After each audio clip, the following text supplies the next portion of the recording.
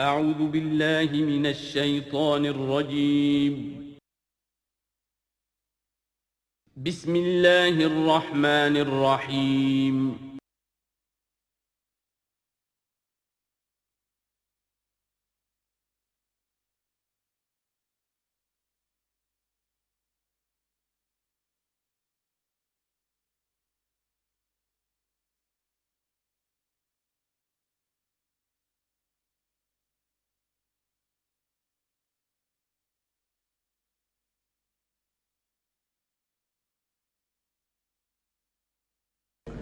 نحمده ونصلي على رسوله الكريم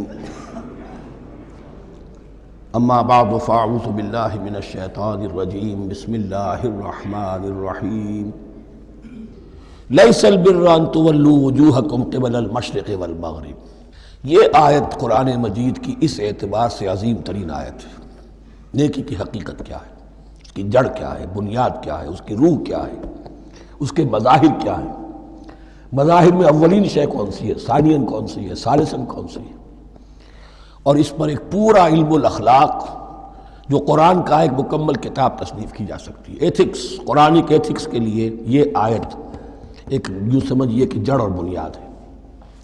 لیکن یہ سمجھ لیں کہ یہ آیت یہاں آئی کیوں ہے۔ پس منظر میں وہی تحویل قبلہ ابھی ہے۔ تحویل قبلہ کے 4 رکوع 15، 16، 17، 18 یہ تو سالڈ ہے۔ اس سے پہلے 14ویں رکوع میں آیت تھی للہ المشرق والمغرب فأینما تولوا فثم وجہ اللہ۔ ادھر بھی پھر اتنی آیتیں چھوڑ کر پھر یہی لیس البر ان تولوا وجوہکم قبل المشرق والمغرب۔ نیکی یہی نہیں ہے کہ تم اپنے چہرے مشرق اور مغرب کی طرف پھیر دو۔ یہ نہیں کہا یہ نیکی نہیں ہے، نیکی یہی نہیں ہے، یہ بھی نیکی ہے۔ جو ظاہر ہوگا نیکی کا وہ بھی نیکی ہے، لیکن اصل شے اس کا باطن ہے۔ باطن صحیح ہے، نیک ہے تو حقیقت میں نیکی نیک ہے، ورنہ نہیں۔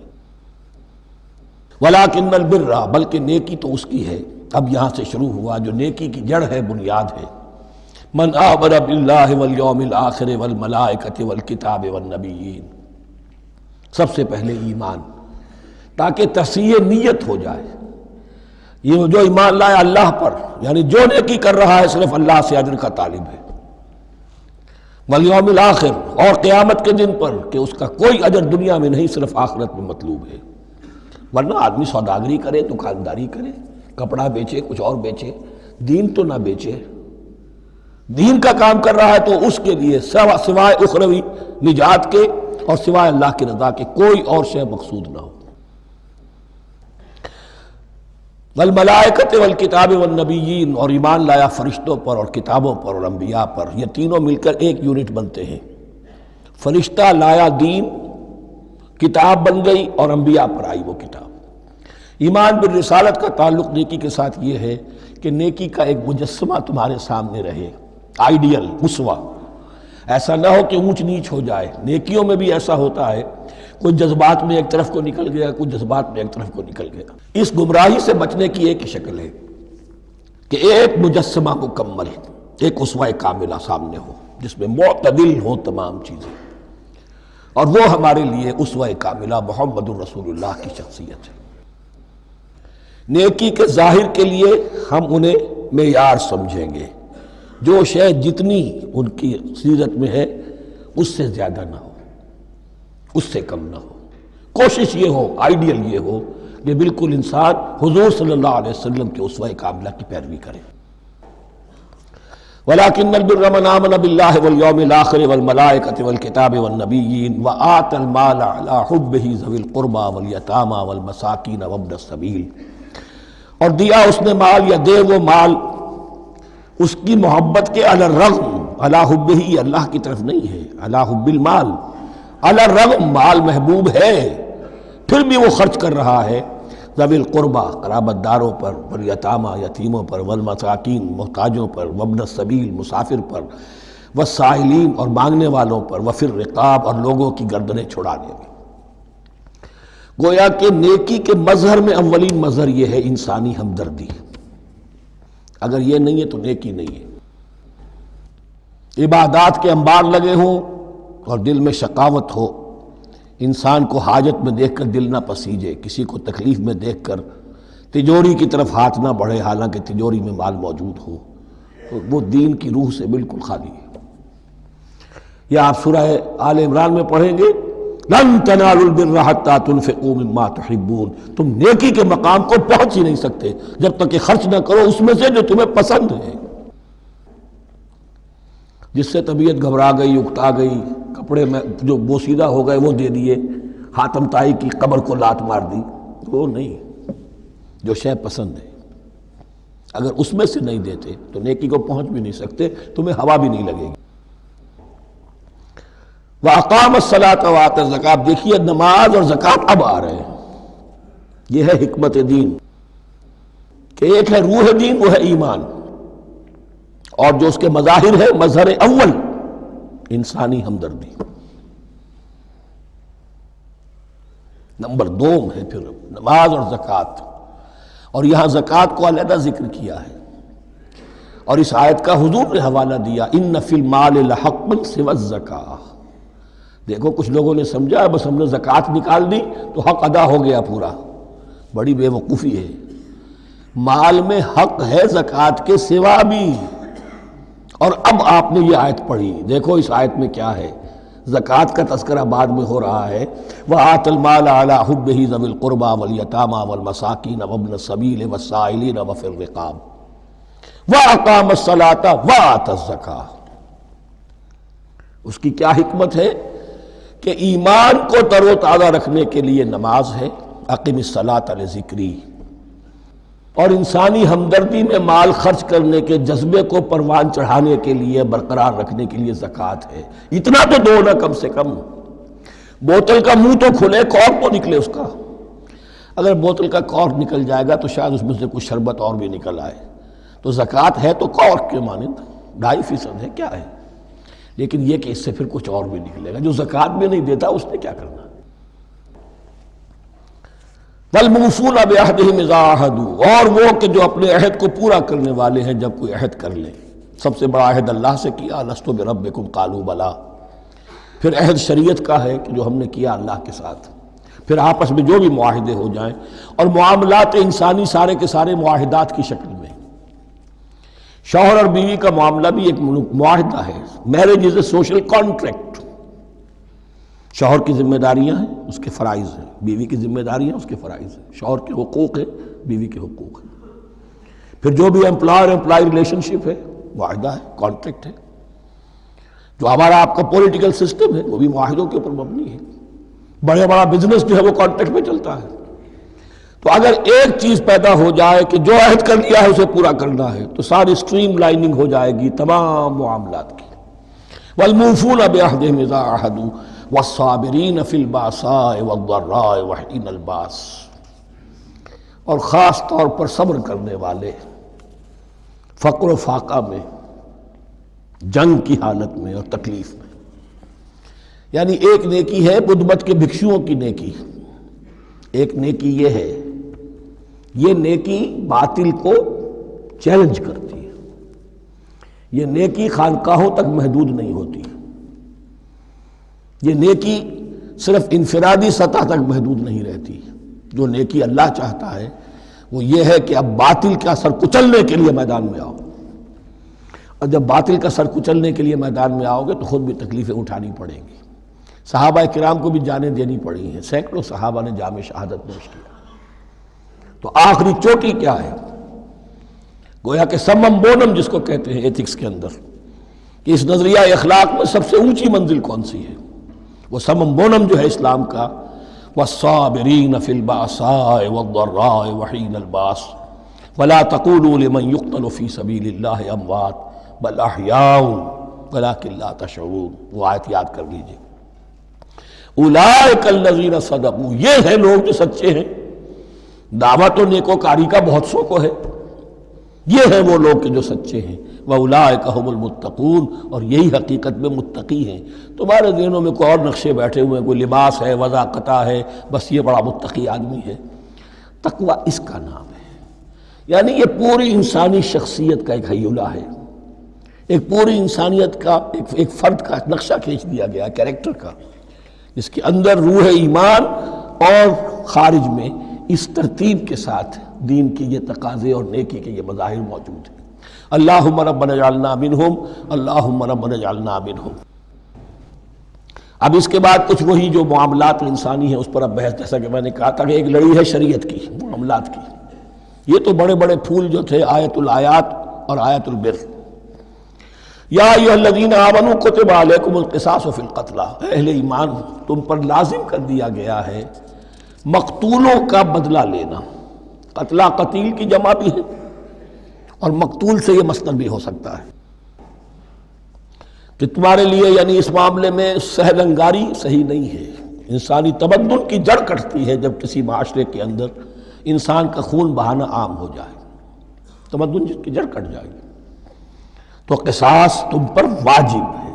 یا ایھا الذین آمنوا کتب علیکم القصاص فی القتلی الحر بالحر والعبد بالعبد والانثى بالانثى۔ ایک آزاد کی جگہ آزاد ہی قتل کیا جائے گا۔ آزاد میں قتل کیا ہے تو ظاہر بات ہے وہ آزاد ہی اس کی جگہ قتل ہوگا۔ یہ نہیں وہ کہے میرا غلام لے جاؤ، میرے 2 غلام لے لو، نہیں۔ والعبد بالعبد، اور عبد کی جگہ عبد ہی ہوگا، جس نے قتل کیا وہی قتل کیا جائے گا۔ والانثى بالانثى، اور اگر قتل کرنے والی عورت ہے تو وہ عورت ہی قتل ہوگی۔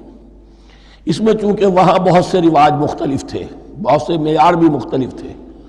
اگر اوسی خزرجی کو قتل کر دے تو 1/3 خون بہا، 3 گنا خون بہا، اور خزرجی اوسی کو قتل کرے تو 1/3 خون بہا، یہ ان کا قانون تھا۔ اسی طرح یہ کہ آزاد میں اور غلام میں فرق تھا، لیکن ہماری شریعت میں اگرچہ یہ طویل بڑا مضمون ہے اور اس میں کافی فقہا کے اقوال ہیں مختلف، لیکن امام ابو حنیفہ رحمۃ اللہ علیہ کا قول یہی ہے کہ تمام مسلمان آپس میں کفو ہیں، برابر ہیں، لہذا یہاں کوئی فرق نہیں کیا جائے گا قتل کے مقدمات میں۔ فمن عفی لہ من اخیہ شیء فاتباع بالمعروف واداء الیہ باحسان، پھر جس کو معاف کر دیا جائے کوئی شے اس کے بھائی کی جانب سے، یعنی جو مقتول ہے اس کے ورثاء اگر کہتے ہیں صاحب ہم اس کی جان بخشنے کو تیار ہیں، چاہے وہ خون بہا لے لیں یا ویسے ہی معاف کر دیں، تو جو بھی کچھ خون بہا طے ہوا ہو اداء الیہ باحسان فاتباع بالمعروف، تو اس کی پیروی کی جائے معروف طریقے پر اور ادائی کی جائے خوبصورتی کے ساتھ۔ ذالک تخفیف من ربکم ورحمہ، یہ تمہارے رب کی طرف سے تخفیف ہے، آسانی کی ہے اور رحمت ہے، اور اس کی رحمت ہونا بہت واضح ہے۔ اگر یہ شکل نہ ہو تو پھر قتل در قتل کا سلسلہ جو ہے وہ جاری رہتا ہے، لیکن اگر یہ ہو گیا کہ قاتل کو لا کے سامنے کھڑا کر دیا، لو بھائی اب تمہارے ہاتھ میں اس کی جان ہے، چاہو تو یہ قتل کر دیا جائے گا، چاہو احسان کرنا چاہو بخشنا چاہو ویسے ہی بخش دو، چاہو تو خون بہا لے لو۔ اس سے کیا ہوگا کہ وہ دشمنیوں کا جو دائرہ ہے وہ پھر سمٹ جاتا ہے، بڑھتا نہیں۔ اس میں بڑی رحمت ہے اللہ کی طرف سے۔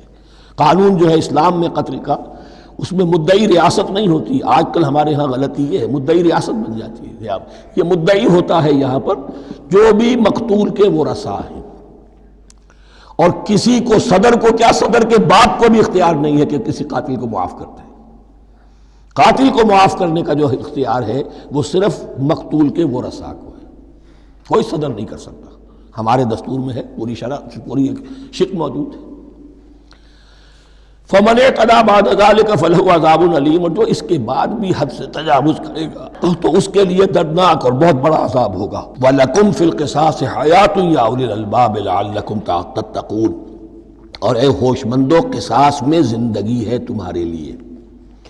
ایک روحانی تصور ہے معاف کر دینا اچھا ہے، اسلام بھی کہتا ہے ان تعفوا وتصفحوا وتغفروا فإن اللہ غفور رحیم، لیکن قتل کے مقدمات میں سہل انگاری جو ہے وہ اچھی نہیں ہے، پیروی شدت کے ساتھ ہونی چاہیے تاکہ اس سے آگے قتل کا سلسلہ بند ہو۔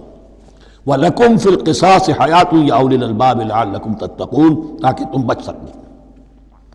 اب کوتبہ علیکم دوبارہ آ گیا۔ یہ کوتبہ کے لفظ کو سمجھ لیجئے، جہاں بھی کوئی شے فرض کی جائے گی، لازم کی جائے گی، وہ کوتبہ ہے۔ اسی لیے شریعت کے لیے قرآن مجید میں جو لفظ ہے الکتاب، الکتاب اس معنی میں کہ اس میں شریعت خداوندی پوری کی پوری موجود ہے۔ کوتبہ علیکم، کوتبہ علیکم اذا حضر احدکم الموت ان ترک خیرا الوصیۃ للوالدین والاقربین بالمعروف، تم پر واجب کر دیا گیا، فرض کر دیا گیا، جب تم میں سے کسی کی موت کا وقت آ جائے، اگر وہ کوئی خیر مال چھوڑ رہا ہو، دولت چھوڑ رہا ہو، تو اس کے لیے فرض کر دیا گیا وصیت کرنا اپنے والدین کے حق میں اور رشتہ داروں کے حق میں انصاف کے ساتھ۔ ابھی چونکہ قانون وراثت نازل نہیں ہوا تھا، یہ ابتدائی قدم اٹھایا گیا۔ وہاں ہوتا یہ تھا جو آج بھی ہندوؤں میں ہوتا ہے، جو مر گیا اس کی ساری جائیداد کا مالک جو ہے بڑا بیٹا، چھوٹے بیٹے بھی نہیں، نہ بیٹیاں نہ بیوی، کچھ نہیں، تو سارا کا سارا مال جو ہڑپ کر جاتے تھے، کسی کو کچھ نہیں۔ یہاں یہ کہ اب پہلا ابتدائی حکم دیا گیا، لیکن یہ آیت منسوخ ہو جائے گی سورہ نساء میں جب پورا قانون وراثت آ گیا، تو اب یہ آیت منسوخ شمار ہوتی ہے۔ ناسخ وہ قانون وراثت ہے جو سورہ نساء کے دوسرے رکوع میں آئے گا۔ البتہ اس کے ایک حصے کو حضور نے باقی رکھا ہے، وہ گویا کہ سنت نے اس کے ایک جز کو برقرار رکھا ہے، اور وہ جز یہ ہے کہ مرنے والا 1/3 اپنے مال کے لیے وصیت کر سکتا ہے کسی کے لیے، 1/3 سے زیادہ نہیں، اور وارث کے لیے وصیت نہیں ہوگی، جس کی وراثت میں حق مقرر ہو چکا ہے اس کے لیے وصیت نہیں ہوگی، وہ غیر وارث کے لیے وصیت ہوگی، کسی دینی ادارے کو دینا چاہے، کسی اور کو دینا چاہے، یتیم کو، بیوہ کو، یتیم خانے کو، ٹھیک ہے، 1/3، 2/3 میں قانون وراثت کی تنفیذ ہوگی لازماً۔ تو اس آیت کا صرف اتنا حصہ باقی رکھا ہے حضور نے صلی اللہ علیہ وسلم۔ حقاً علی المتقین، یہ اللہ کا تقوی رکھنے والوں پر حق ہے، واجب ہے کہ وہ وصیت کریں کہ ہمارے والدین کو یہ مل جائے، فلاں رشتہ دار کو یہ مل جائے، باقی جو ہے جو بھی ورثاء ہیں لے جائیں۔ فمن بدلہ بعد ما سمعہ، تو جس نے بدل دیا اس وصیت کو اس کے بعد کہ اسے سنا تھا، فإنما اسمہ علی الذین یبدلونہ، تو اس کا بوجھ، اس کا گناہ انہی پر آئے گا جو تبدیل کرتے ہیں۔ جو وصیت کرنے والا تھا وہ بری ہے، اس نے صحیح وصیت کی تھی، جس نے بعد میں اس وصیت میں تحریف کی، تبدیلی کی، اس کا وبال، اس کا بوجھ انہی پر آئے گا۔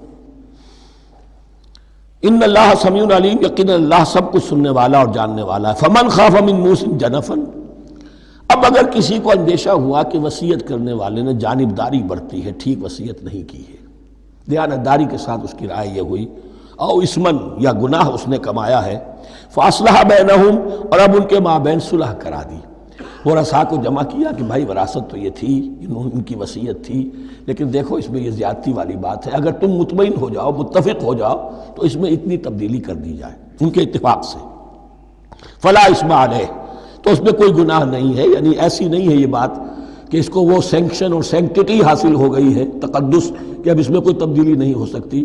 باہمی مشورے سے اور اچھے جذبے سے، اصلاح کے جذبے سے وصیت میں تغیر ہو سکتا ہے۔ ان اللہ غفور الرحیم، یقیناً اللہ تعالی بخشنے والا ہے، رحم فرمانے والا۔ اب لڑی آ گئی دوسری عبادت والی، عبادت میں صوم۔ جہاں تک نماز کا ذکر ہے تو وہ تو مکی صورتوں میں اس کا بے تحاشا مرتبہ ذکر موجود ہے، لیکن یہاں جو ہے معاملہ صوم، اس سے پہلے مکی دور میں صوم کا کہیں کوئی تذکرہ ہی نہیں، نہ عربوں میں اس کا رواج تھا۔ یہ لفظ بھی عربی زبان میں تھا گھوڑوں کے لیے، گھوڑے روزہ رکھتے تھے، رکھتے کیا تھے بیچارے، انہیں رکھوایا جاتا تھا، کیونکہ عربوں کا جو معاملہ تھا وہ لوٹ مار، غارت گری، اور اس کے لیے انہیں چاہیے تیز رفتار سواری، جاؤ حملہ کرو، لوٹو مارو اور بھاگو۔ اونٹ جو ان کی فضا اور ان کے ماحول کے لیے مناسب تھا، وہ زیادہ تیز دوڑ نہیں سکتا، اپنی اس ضرورت کے لیے گھوڑا چاہیے تھا۔ گھوڑے میں عرب کا سخت موسم برداشت کرنے کی عادت نہیں، نازک جانور ہے، وہ پیاسا تو نہیں رہ سکتا 7 دن تک جیسے کہ اونٹ رہ سکتا ہے، بھوکا نہیں رہ سکتا، وہ لو کے تھپیڑے نہیں برداشت کر سکتا، لہذا عرب اس کو رکھواتے تھے روزہ، کھانا پینا بند کیا اور اس کے جو ہے منہ کر کے کھڑے ہو گئے جب گرم تیز ہوا چل رہی ہے، خود تو اپنے آپ کو لپیٹ لیا اپنے گھتنے میں، گھترا کہلاتا ہے وہ جو بھی کپڑا اوپر ہوتا ہے، اور وہ اس گھوڑے کو جو ہے وہ ساری آگ اس پر برس رہی ہے تاکہ اس میں عادت پیدا ہو جائے جھیلنے کی، برداشت کرنے کی، تو جنگ کے موقع پر کہیں یہ دغا نہ دے جائے، اگر یہ ہمت ہار گیا تو اس کا تو کیا کیا جائے گا، تو اصل میں سوار ہے جو مارا گیا۔ یہ روزہ ان کے ہاتھ تھا، لیکن جب حضور آئے مدینے میں تو یہاں یہود میں روزے کا رواج تھا، وہ ایک تو عاشورہ کا روزہ رکھتے تھے، اس لیے کہ وہ تاریخ تھی جس میں کہ نجات ملی تھی بنی اسرائیل کو فرعونیوں سے۔ پہلے یہ کہ ہر مہینے میں 3 روزے، اب اگر 30 کے 30 روزے ایک ہی مہینے میں فرض کر دیے گئے ہوتے اور وہ ہوتے جون جولائی کے تو جان نکل جاتی۔ بہترین تدبیر یہ کی گئی ہر مہینے میں، اور یہ موسم سارے آ رہے ہیں اس میں۔ پھر کچھ عرصے کے بعد یہ رمضان کا روزہ فرض کیا گیا۔ پہلا جو روزہ تھا 3 دن کا، اس میں یہ بھی تھی اجازت کہ جو اگر مسافر نہیں ہے، بیمار بھی نہیں ہے، طاقت رکھتا ہے روزہ رکھنے کی، پھر بھی روزہ نہ رکھے تو اس کا فدیہ یہ ہے کہ 1 مسکین کو کھانا کھلائے۔ علی الاطلاق تھا یہ۔ جب رمضان کے روزے کی فرضیت ہو گئی تو اب یہ فدیہ نہیں ہے، البتہ حضور نے اس کو باقی رکھا ایسے شخص کے لیے جو بہت بوڑھا ہے، یا کوئی خاتون بہت بوڑھی ہے برداشت نہیں کر سکتی، یا کوئی بیمار ہے، کسی سخت ایسی بیماری میں ہے کہ روزہ اس کے لیے جان کے لیے ہلاکت کا اندیشہ ہو سکتا ہے، اس کے لیے فدیہ برقرار رکھا۔ عام طور پر صحت مند شخص جو مسافر بھی نہ ہو اس کے لیے یہ رعایت ختم ہو گئی۔ یہ ہے ان آیات کی تعبیر جس پر میں پہنچا ہوں، اور بہت پہلے پہنچ گیا تھا، لیکن چونکہ اکثر مفسرین نے یہ بات نہیں لکھی ہے تو میں جھجکتا رہا، لیکن بعد میں مجھے معلوم ہوا کہ مولانا انور شاہ کاشمیری رحمۃ اللہ علیہ کی رائے یہی ہے، تو مجھے اعتماد ہو گیا۔ اور پھر مجھے اس کا ذکر جو ہے یہ تفسیر کبیر میں امام راضی کے ہاں بھی مل گیا کہ متقدمین کے ہاں یہ رائے موجود تھی کہ پہلی 2 آیتیں جو ہیں اس روزے سے متعلق، یہ رمضان کے روزے سے متعلق نہیں ہیں، بلکہ وہ 3 ہر مہینے کی 13، 14 اور 15 ایام 20 کے روزے حضور نے بعد بھی رکھے ہیں نفلاً، لیکن شروع میں یہ 3 روزے رکھنے کا حکم دیا گیا تھا۔ پہلی 2 آیتیں اس 6 آیتوں پر مشتمل رکوع، اور یہ ایک عجیب مقام ہے۔ قرآن مجید کے احکام بہت دفعہ ہے، نماز کے احکام قرآن میں بہت دفعہ ہیں، کہیں وضو کا ہے، کہیں تیمم کا ہے، کہیں اور نماز خوف کا ہے، مختلف جگہوں پر، لیکن صوم کی عبادت پر یہ 6 آیات کامل ہیں، مکمل ہیں، اس کی حکمت، اس کی غرض و غایت، اس کے احکام سب کے سب اس میں آ گئے۔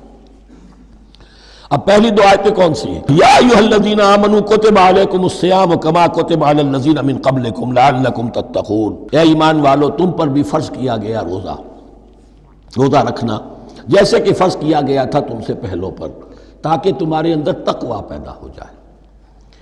وہ جنگ کے لیے کرواتے تھے گھوڑوں کو تیار، تمہیں تقوی کے لیے اپنے آپ کو تیار کرنا ہے، بھوک کو قابو میں رکھ سکو، شہوت کو قابو میں رکھ سکو، پیاس کو برداشت کر سکو۔ اللہ کی راہ میں جنگ کے لیے تمہیں نکلنا ہوگا، اس میں بھوک بھی آئے گی، پیاس بھی آئے گی، اپنے آپ کو تیار کرو جہاد کے لیے۔ اور یہ بات واضح ہو جائے گی، اگلے رکوع سے قتال کی بحث شروع ہو جائے گی۔ روزے کی یہ گفتگو ہو رہی ہے تمہیداً قتال کے لیے، جیسے گھوڑوں کو تیار کیا جاتا تھا، صوم رکھوایا جاتا تھا قتال کے لیے۔ ایام معدودات، گنتی کے چند دن ہیں، یہ گویا کہ ثبوت ہے اس کا کہ یہ 2-3 دن سے زیادہ، معدود جو ہے وہ عربی زبان میں 9 سے زیادہ نہیں ہو سکتا۔ معدودہ جب آئے گا، ایام معدودات، یہ جمع جو ہے جمع قلت کہلاتی ہے۔ معدودات، معدودہ بڑی سے بڑی رقم ہو سکتی ہے، لیکن معدودات جمع قلت ہے۔ گنتی کے چند روز ہیں۔ فمن کان منکم مریضا، ان میں بھی یہ رعایت ہے کہ جو تم میں سے بیمار ہو، او علی سفر، یا سفر پر ہو، فعدۃ من ایام اخر، تو وہ تعداد پوری کر لے دوسرے دنوں میں۔ وعلی الذین یطیقونہ، اور جو اس کی طاقت رکھتے ہوں، فدیۃ طعام مسکین، وہ فدیہ دیں 1 مسکین کا کھانا کھلانا۔ ان آیات کی تفسیر میں جیسا کہ میں نے عرض کیا مفسرین کے بہت سے اقوال ہیں، اب میں اس کی بحث میں نہیں جا سکتا، جو میں نے اپنے مطالعے کے بعد رائے قائم کی ہے میں صرف وہی بیان کر رہا ہوں کہ اس وقت، اور یہ امام راضی کے الفاظ ہیں کہ یہ فرضیت علی التعیین نہیں تھی بلکہ علی التخییر تھی۔ فرض تو ہے روزہ، لیکن اس کا بدل بھی دیا جا رہا ہے، اگر تم نہیں رکھنا چاہتے تو تم 1 مسکین کو کھانا کھلا دو۔ تو گویا کہ تدریجاً انہیں لانا تھا، چونکہ اس بات کے وہ پہلے سے عادی نہیں تھے۔ فمن تطوع خیرا فهو خیر اللہ، اور جو اپنی جی سے، اپنی مرضی سے خیر کرنا چاہے تو اس کے لیے خیر ہے، روزہ بھی رکھے اور مسکین کو کھانا بھی کھلائے، دونوں کام کرے، تو اس میں کوئی رکاوٹ تو نہیں، اس کے لیے بہتر ہوگا۔ وَأَن تَصُومُوا، اور دیکھو اگر روزہ رکھو، خیر لکم ان کنتم تعلمون، یہ تمہارے لیے بہتر ہے اگر تم جانو۔ اب یہاں بھی ایک طرح کی رعایت کا انداز ہے۔ اب آ رہی ہیں 2 آیتیں جو خاص رمضان کے روزے سے متعلق ہیں، حکمت اور غرض و غایت۔ پھر ایک آیت طویل آئے گی احکام، اور پھر ایک آیت آئے گی لٹمس ٹیسٹ۔ یہ 6 آیتیں۔ شہر رمضان الذی انزل فیہ القرآن، رمضان کا مہینہ وہ ہے جس میں قرآن نازل کیا گیا۔ ہدی للناس وبینات من الہدی والفرقان، لوگوں کے لیے ہدایت اور ہدایت کے بھی روشن بینات باتیں، والفرقان اور حق و باطل میں فرق کر دینے والی چیز۔ فمن شہد منکم الشہر، تو جو کوئی بھی پائے اس مہینے کو، یا جو شخص بھی مقیم ہو اس مہینے میں، مسافر نہ ہو، فلیصم، اس پر لازم ہے کہ روزہ رکھے۔ اب وہ وجوب علی التخییر ختم ہو گیا، اب وجوب علی التعیین، اب یہ لازم ہے، یہ رکھنا ہے۔ ایک رعایت باقی رکھی، ومن کان مریضا او علی سفر فعدۃ من ایام اخر، جو بیمار ہے یا یہ کہ سفر پر ہے وہ تعداد پوری کر لے دوسرے دنوں میں۔ یرید اللہ بکم الیسر ولا یرید بکم العسر، اللہ تمہارے ساتھ آسانی چاہتا ہے، سختی نہیں چاہتا۔ یہ لوگ اپنے اوپر سختیاں جھیلتے ہیں، شدید جو ہے سفر کے اندر بھی روزہ رکھے ہوئے، حالانکہ یہاں اجازت دی ہوئی ہے۔ یہ بلکہ حضور نے ایک مرتبہ ایک سفر میں کافی سرزنش کی، کچھ ایک جہاد اور قتال پہ نکلے تھے، لیکن کچھ لوگوں نے اس سفر میں بھی روزہ رکھ لیا۔ نتیجہ یہ ہوا کہ سفر کے بعد جہاں منزل میں اب جا کر خیمے لگانے تھے وہ نڈھال ہو کر گر گئے، جن لوگوں کا روزہ نہیں تھا انہوں نے پھر وہ خیمے لگائے، منزل کا کام کیا۔ تو حضور نے فرمایا کہ لیس من البر الصیام فی السفر، روزے رمضان اس میں سفر میں روزہ رکھنا کوئی نیکی کا کام نہیں ہے۔ لیکن ہمارا تصور اور ہے، 105 بخار چڑھا ہوا ہے، روزہ نہیں کھولوں گا میں، روزہ تو میں نے رکھا ہوا ہے، یا روزہ تو میں نہیں چھوڑوں گا۔ حالانکہ جہاں رعایت اللہ کی ہے اس رعایت سے فائدہ نہ اٹھانا ایک طرح کا کفران نعمت ہے۔ وَلِتُكْمِلُوا الْعِدَّةَ، لیکن تمہیں عدت اور تعداد اب پوری کرنی ہوگی۔ وہ جو تھی ایک رعایت کہ فدیہ دے کر فارغ ہو جاؤ، وہ نہیں ہے۔ وَلِتُكَبِّرُوا اللَّهَ عَلَىٰ مَا هَدَاكُمْ، اور تاکہ تم تکبیر کرو اللہ کی اس پر کہ جو اس نے ہدایت تمہیں عطا فرمائی۔ وَلَعَلَّكُمْ تَشْكُرُونَ، اور تاکہ تم شکر کر سکو اس نعمت عظمیٰ کا جو قرآن حکیم کی شکل میں تمہیں دی گئی ہے۔ اس موضوع پر میرا کتابچہ عظمت صوم اور عظمت صیام و قیام قرآن، اس میں یہ سارے مضامین تفصیل سے آئے ہیں، کیا حکمت ہے، کیا غرض و غایت ہے، کیا مقصد ہے، اور آخری منزل کیا ہے، وَإِذَا سَأَلَكَ عِبَادِي عَنِّي فَإِنِّي قَرِيبٌ۔ مطلوب تو یہ ہے کہ تمہارا جو یہ جسم حیوانی ہے یہ کچھ کمزور پڑے، روح ربانی جو تم میں پھونکی گئی ہے اسے تقویت حاصل ہو۔ جن میں روزہ رکھو، اس حیوانی وجود کو ذرا کمزور کرو، دباؤ اس کے تقاضوں کو، رات کو کھڑے ہو جاؤ، اللہ کا کلام سنو اور پڑھو، تاکہ تمہاری روح کی آبیاری ہو، اس پر آب حیات کا ترشح ہو۔ نتیجہ کیا نکلے گا؟ تمہارے اپنے اندر سے ایک پیاس ابھرے گی، وَإِذَا سَأَلَكَ عِبَادِي عَنِّي فَإِنِّي قَرِيبٌ، تقرب الی اللہ کا جذبہ پیدا ہوگا۔ تو اے نبی، جب میرے بندے، ایسے بندے آپ سے میرے بارے میں سوال کریں، ان کو بتا دیجئے میں قریب ہوں، دور نہیں ہوں۔ یہ حقوق انسانی کا میرے نزدیک دنیا میں سب سے بڑا میگنا کارٹا ہے۔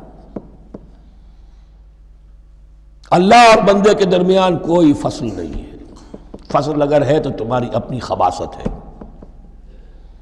اگر تمہاری نیت میں فساد ہے، حرام خوری تو کرنی ہی کرنی ہے، تو اب کس منہ سے اللہ سے دعا کرو گے؟ پھر جاؤ گے کسی پیر کے پاس، آپ دعا کر دیجئے، یہ نذرانہ حاضر ہے؟ یہ طریقہ کیا ہے؟ انسان کا نفس حائل ہے اور کوئی نہیں، ورنہ ہم تو مائل بے کرم ہیں، کوئی سائل ہی نہیں، راہ دکھنا ہے کسی رہنوی منزل ہی نہیں، کوئی پوپ نہیں، کوئی پنڈت نہیں، کوئی پادری نہیں، کوئی پیر نہیں، کوئی نہیں، جب چاہو اللہ سے ہم کلام ہو جاؤ۔ اس سے بڑا حق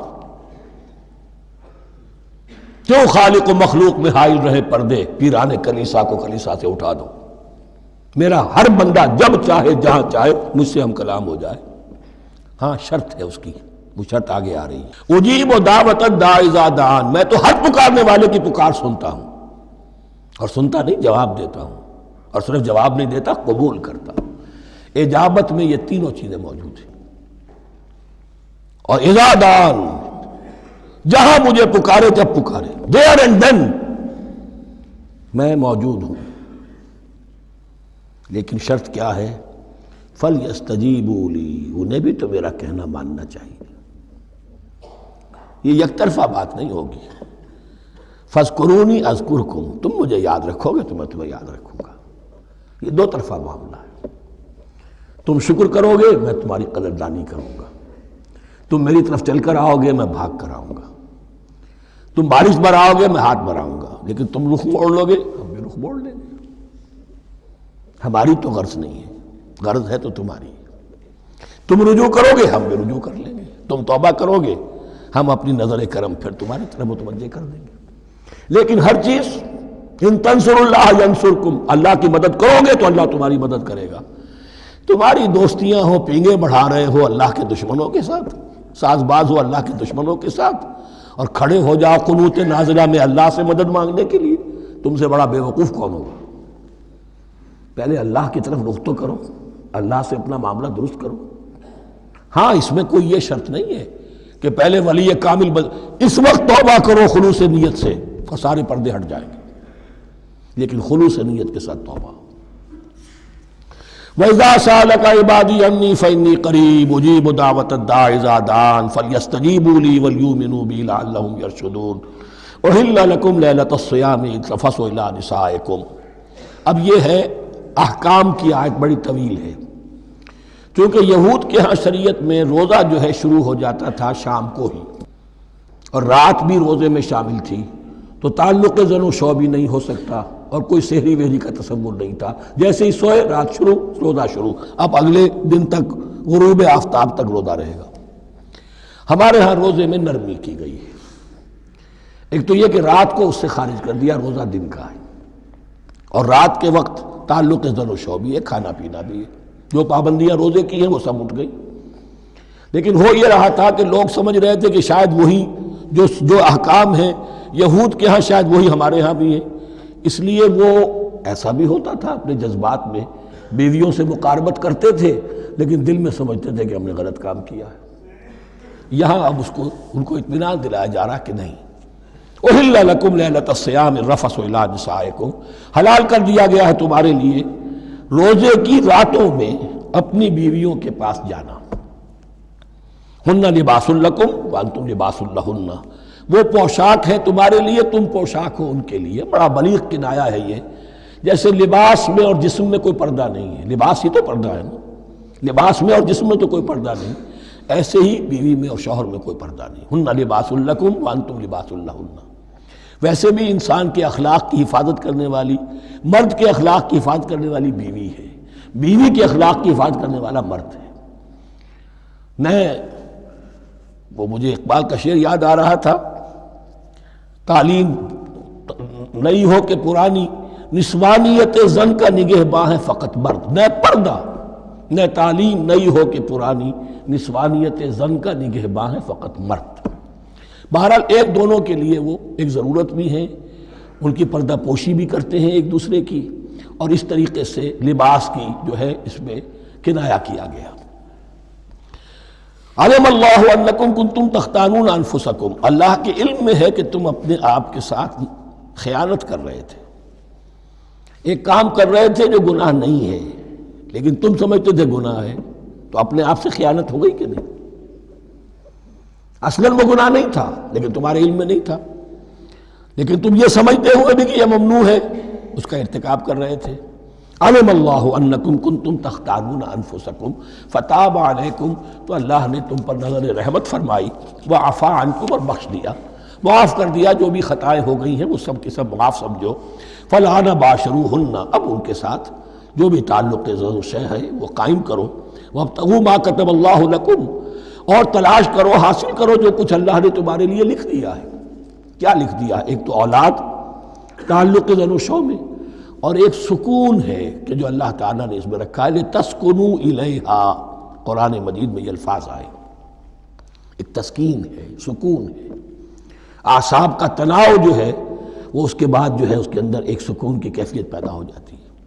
اور یہی اس میں حکمت ہے کہ حضور اپنے ہر سفر میں ہم ایک زوجہ محترمہ کو ضرور ساتھ رکھتے تھے، اس لیے کہ قائد کو، سپہ سالار کو کسی وقت بڑی ایسی یعنی پریشان کن صورتحال میں فیصلے کرنے پڑتے ہیں، جذبات پر دباؤ ہوتا ہے اور اعصاب پر دباؤ ہوتا ہے، تو ساتھ اگر کوئی اہلیہ بھی موجود ہو تو اس میں اور اس کے بہترین مواقع سیرت میں آئے ہیں، وہ پھر کسی وقت میں بیان کروں گا۔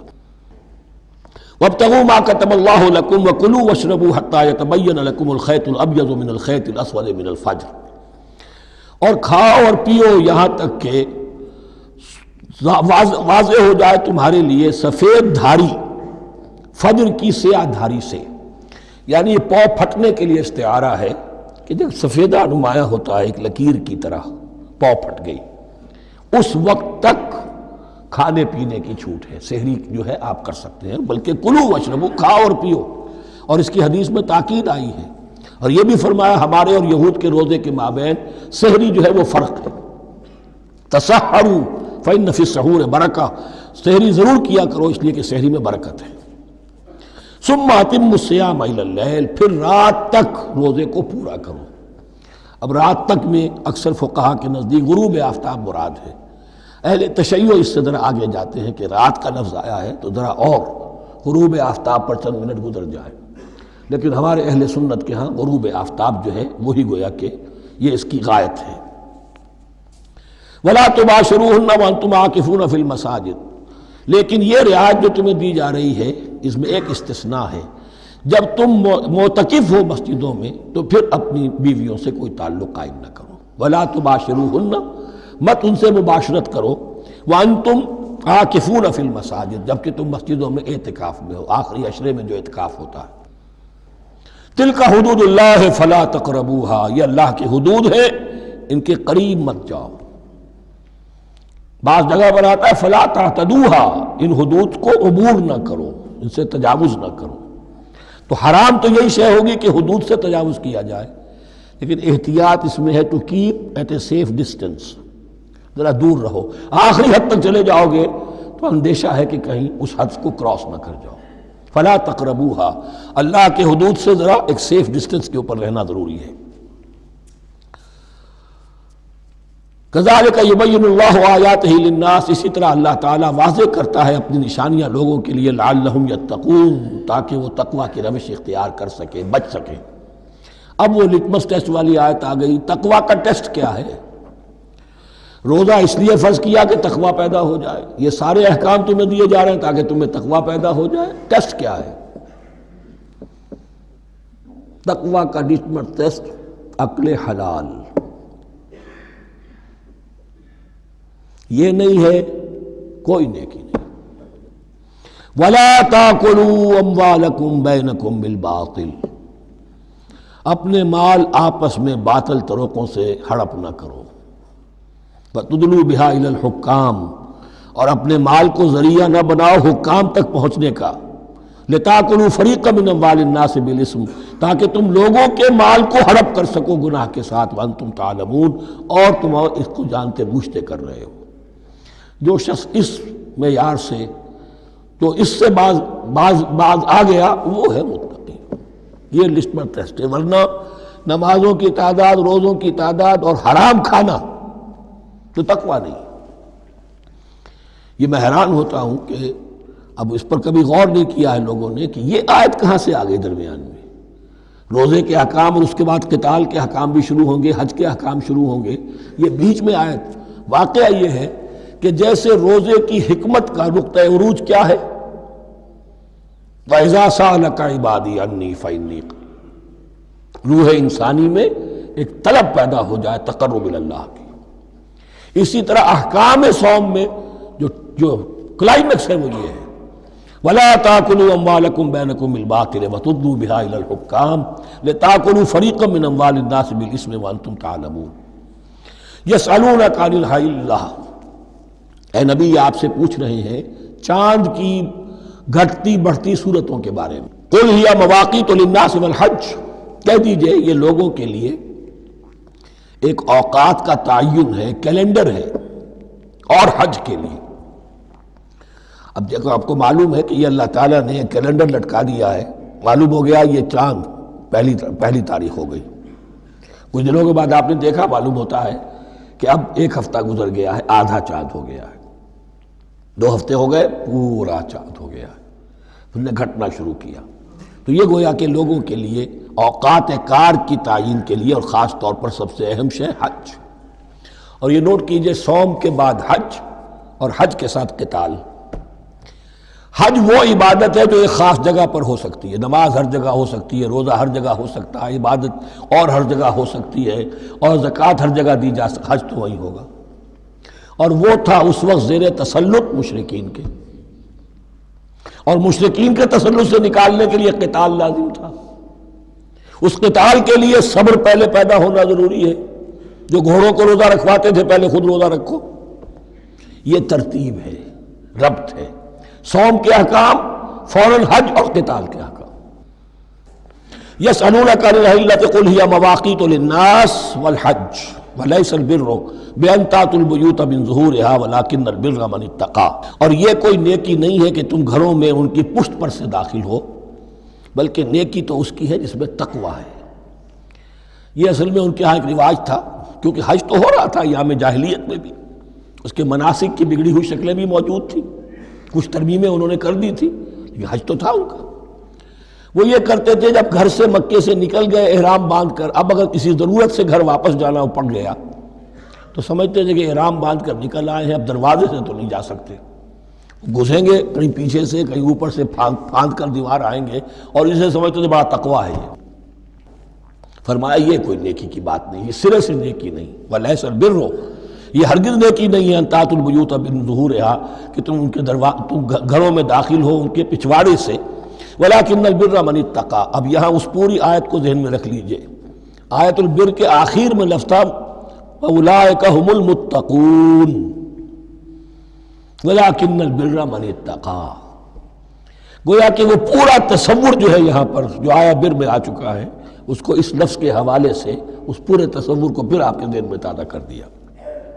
وَأْتُوا الْبُيُوتَ مِنْ أَبْوَابِهَا، گھروں میں داخل ہو ان کے دروازوں سے، وَاتَّقُوا اللَّهَ لَعَلَّكُمْ تُفْلِحُونَ، اور اللہ کا تقوی اختیار کرو تاکہ تم فلاح پاؤ۔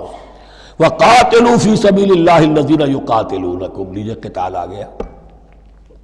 اب یہ تیسری کڑی آ گئی نا، ایک لڑی عبادات کی، ایک لڑی معاملات کی، ایک لڑی انفاق کی، ایک لڑی قتال کی، یہ چوتھی کڑی ہے۔ وَقَاتِلُوا فِي سَبِيلِ اللَّهِ الَّذِينَ يُقَاتِلُونَ، اللہ قتال کرو اللہ کی راہ میں ان سے جو تم سے قتال کر رہے ہیں۔ وَلَا تَعْتَدُوا، لیکن حد سے تجاوز نہ کرو۔ ان اللہ لا يحب المعتدین، اللہ تعالی حد سے تجاوز کرنے والوں کو پسند نہیں کرتا۔ وَاقْتُلُوهُمْ حَيْثُ ثَقِفْتُمُوهُمْ، انہیں قتل کرو جہاں بھی پاؤ۔ وَأَخْرِجُوهُمْ مِنْ حَيْثُ أَخْرَجُوكُمْ، اور نکالو انہیں وہاں سے جہاں سے انہوں نے تمہیں نکالا ہے۔ مہاجرین کہاں سے نکالے گئے تھے؟ مکے سے۔ محمد الرسول اللہ پر وہاں پر حیات تنگ کر دی گئی تھی، قافیہ تنگ کر دیا گیا تھا، تبھی تو آپ نے ہجرت کی۔ نکالو انہیں وہاں سے جہاں سے انہوں نے تمہیں نکالا ہے۔ والفتنة اشد من القتل، اور یہ خیال نہ رہے کہ قتل اور خون ریزی جو ہے تو بری بات ہے، فتنہ اس سے بھی زیادہ بری بات ہے۔ فتنہ کیا ہے؟ ایسے حالات جن میں کہ انسان اللہ خدائے واحد کی بندگی نہ کر سکے، اسے غلط کاموں پر مجبور کیا جائے، حرام خوری پر مجبور ہو گیا ہو، یہ سارے حالات فتنہ ہیں۔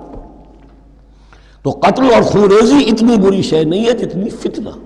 والفتنة اشد من القتل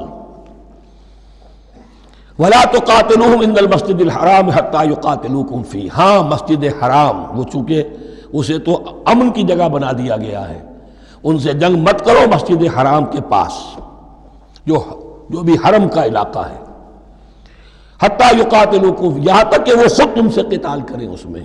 فَإِن قَاتَلُوكُمْ، پھر اگر وہ تم سے قتال کرتے جنگ کرتے ہیں، فَاقْتُلُوهُمْ، تو قتل کرو انہیں۔ كَذَلِكَ جَزَاءُ الْكَافِرِينَ، یہی بدلہ ہے کافروں کا۔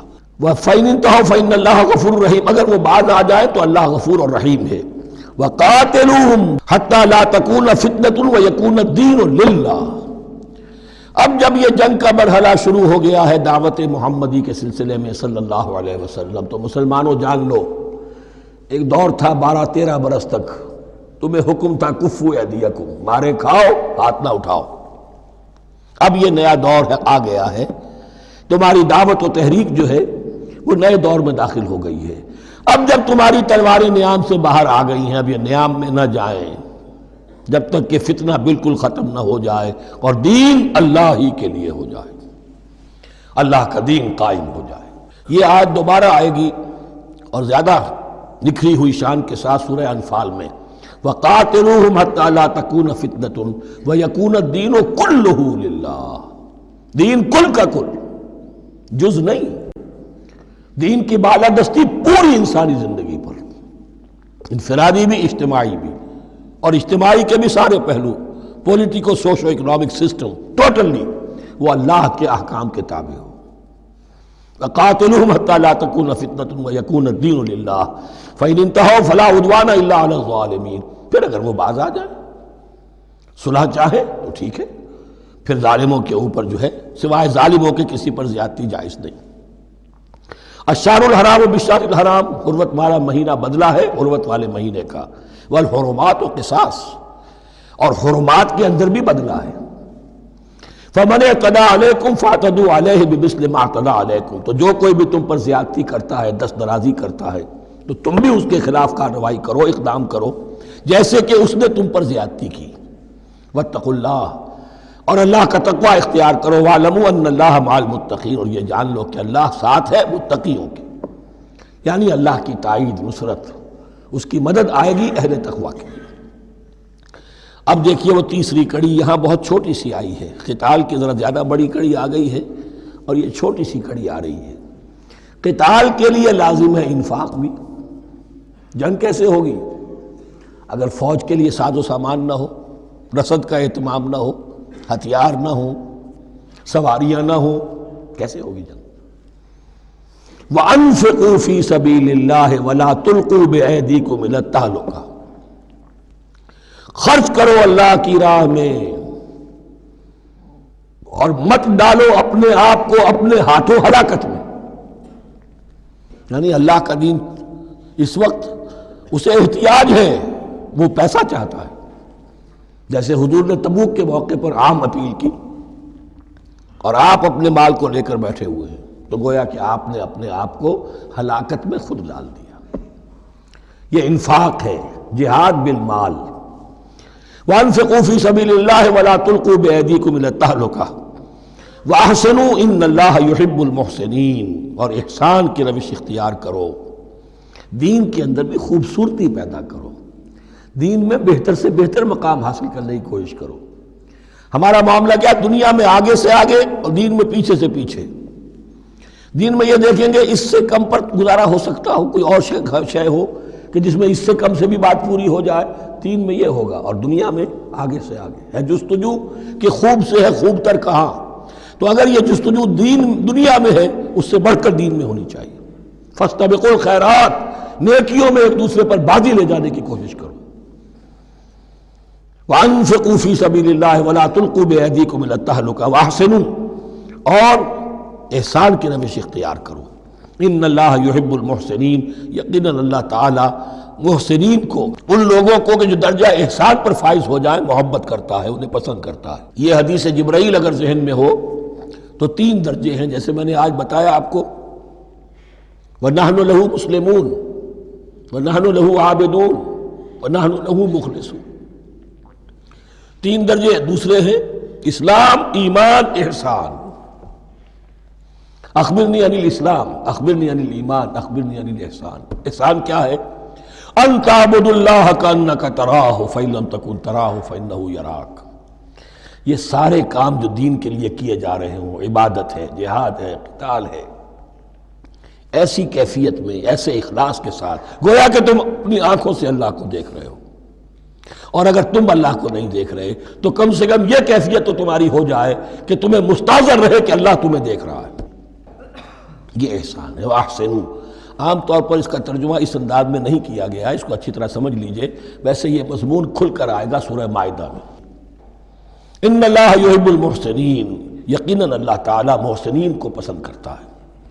وَأَتِمُّوا الْحَجَّ وَالْعُمْرَةَ لِلَّهِ، اور حج اور عمرہ مکمل کرو اللہ کے لیے۔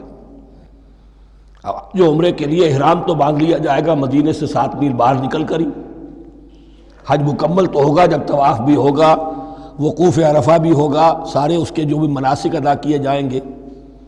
لیکن یہ کہ جو شخص بھی نیت کر لے حج کی یا عمرے کی تو پھر اسے مناسب کو مکمل کرنا چاہیے، کوئی کمی نہ رہے۔ فَإِنْ أُحْصِرْتُمْ، اگر تمہیں گھیر لیا جائے، روک دیا جائے، جیسے کہ سن 6 میں ہو گیا، صلح حدیبیہ کرنی پڑی، مشرکین مکہ اڑ گئے، نہیں داخل ہونے دیں گے۔ اگر تمہارا گھیراؤ ہو جائے فَمَسْتَيْسَرَ مِنَ الْهَدْيِ، تو جو بھی تم قربانی پیش کر سکو پیش کر دو۔ یہ دم احصار کہلاتا ہے کہ چونکہ اب ہم آگے نہیں جا سکتے، یہی ہمیں احرام کھولنا پڑ رہا ہے، تو دم احصار، یہ خون، یہ جو جانور اللہ کے نام پر ہم دے رہے ہیں، یہ اس کی ایک طرح کا کفارہ ہے۔ وَلَا تَحْلِقُوا رُؤُوسَكُمْ حَتَّى يَبْلُغَ الْهَدْيُ مَحِلَّهُ، اور اپنے سر اس وقت تک نہ موڑو جب تک کہ وہ ہدی کا جانور جو ہے وہ محل تک، یعنی جو بیت الماء جہاں پر جا کر ذبح ہونا ہے وہاں پہنچ نہ جائے۔ جانور تو آپ نے بھیج دیے اور وہ رکاوٹ نہیں ڈالیں گے، اس لیے کہ ان کا گوشت تو ان کو کھانے کو ملے گا، لہذا جانور، لیکن یہ اندازہ کر لو کہ اب اتنا وقت گزر گیا ہے کہ وہ ہدی قربانی کا جانور جو ہے وہ پہنچ گیا ہوگا، ہدیم بالغ الکعبہ، وہ وہاں پر اس کی اپنے مقام پر پہنچ گیا۔ فمن کان منکم مریضا او بہ اذی من راسہ، تو جو کوئی بھی تم میں سے ہو بیمار یا اس کے سر میں کوئی تکلیف ہو، کوئی زخم ہو، اور اس کی وجہ سے یہ ہے کہ وہ حجامت کرانی ضروری ہو جائے، بال کاٹنے ضروری ہو جائے، ففدیۃ من صیام او صدقۃ او نسک، تو پھر فدیہ دینا پڑے گا۔ اگر اس ہدی کے جانور کے کعبے تک پہنچنے سے پہلے تمہیں اپنے بال کاٹنے پڑے، حجامت کرانی پڑی، تو فدیہ ہوگا۔ یہ جو ہے دم جنایت کہلاتا ہے، یعنی ایک جو کمی رہ گئی ہے اس کی تلافی کے لیے۔ وہ صیام بھی ہے، روزے 3 دن کے، او صدقۃ او نسک، یا پھر یہ ہے کہ کوئی قربانی ہے، ایک جانور قربان کیا جائے، دم جنایت اس کو کہتے ہیں، یا صدقہ کیا جائے، 6 افراد کو کھانا کھلایا جائے۔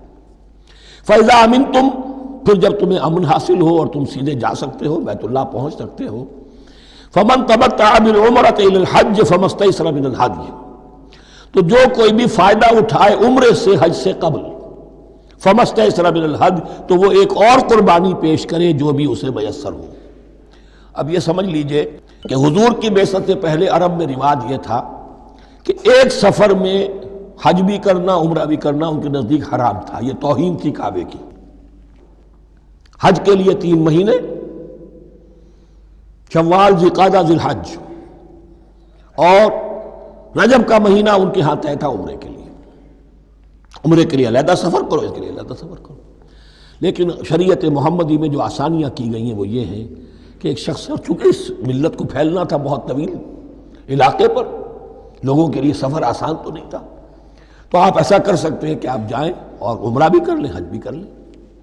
ایک شکل یہ ہے کہ عمرہ کیا، احرام کھول دیا، اور پھر حج کا وقت آیا 8ویں ذی الحج کو، تو پھر احرام باندھا، وہ حج کا احرام ہو گیا، اسے کہتے ہیں تمتع۔ ایک یہ ہے کہ حج کے لیے احرام باندھا تھا، جاتے ہی عمرہ بھی کر لیا لیکن احرام کھولا نہیں، اسی احرام میں جاری رکھ کر اسے، اور اسی میں حج بھی کر لیا، یہ قران کہلاتا ہے، جمع کر دیا ایک ہی احرام میں عمرے کو بھی اور حج کو بھی۔ ایک افراد کہلاتا ہے، بس ایک کے لیے صرف حج کا معاملہ ہو شروع سے۔ تو یہاں تمتع کی جو ہمیں اجازت دی گئی ہے اس کے لیے، جسے دم شکر کہتے ہیں حضرت امام ابو حنیفہ، یہ شکرانہ ہے کہ ہم ایک قربانی دیں۔ لیکن امام شافعی کے نزدیک یہ بھی دم جنایت ہے، یہ بھی جبر ہے، چنانچہ امام ابو حنیفہ کے نزدیک یہ قربانی جو دی جاتی ہے اس کا گوشت قربانی دینے والا بھی کھا سکتا ہے 1/3 کے درجے میں، لیکن امام شافعی کے نزدیک نہیں، یہ ایک صدقے کے اور اس کے دم جنایت کے قریب کی شے ہے، اس کا گوشت جو ہے قربانی دینے والا خود نہیں کھا سکتا۔ فَمَن لَّمْ يَجِدْ، اب اگر کسی کے پاس نہیں ہے یہ ہدیہ پیش کرنے کو، فَصِيَامُ ثَلَاثَةِ أَيَّامٍ فِي الْحَجِّ، تو اب اس پر لازم ہے کہ حج میں 3 روزے رکھے، 7ویں، 8ویں اور 9ویں ذی الحج کو روزہ رکھے، غیر ایام حج میں۔ 10ویں کا روزہ نہیں ہو سکتا، وہ عید کا دن ہے، یوم النحر ہے۔ وَسَبْعَةٍ إِذَا رَجَعْتُمْ، اور 7 روزے رکھو جب کہ تم واپس چلے جاؤ، اپنے گھروں میں جا کر 7 روزے رکھو۔ تِلْكَ عَشَرَةٌ كَامِلَةٌ، یہ 10 روزے ہوں گے مکمل۔ ذَلِكَ لِمَن لَّمْ يَكُنْ أَهْلُهُ حَاضِرِ الْمَسْجِدِ الْحَرَامِ، لیکن یہ رعایت کہ حج اور عمرہ ایک ہی سفر میں کر لیا جائے اور ایک ہی احرام میں کر لیا جائے یا 2 احراموں میں کیا جائے، یا یہ کہ ان دونوں کو جمع کرنے کی شکل جو ہے، یہ ایک رعایت ہے کن کے لیے؟ ذَلِكَ لِمَن لَّمْ يَكُنْ أَهْلُهُ حَاضِرِ الْمَسْجِدِ الْحَرَامِ، جس کے اہل و عیال مسجد حرام کے قریب نہیں رہتے، دور سے آ رہے ہیں، تو ظاہر بات ہے کہ ان کے لیے رعایت ہوگی۔ وَاتَّقُوا اللَّهَ، اللہ کا تقوی اختیار کرو، وَاعْلَمُوا، اور جان لو، ان اللہ شدید العقاب، یقیناً اللہ تعالیٰ سزا دینے میں بھی بہت سخت ہے۔ بارک اللہ لی ولکم فی القرآن العظیم ونفعنی وإیاکم بالآیات والذکر الحکیم۔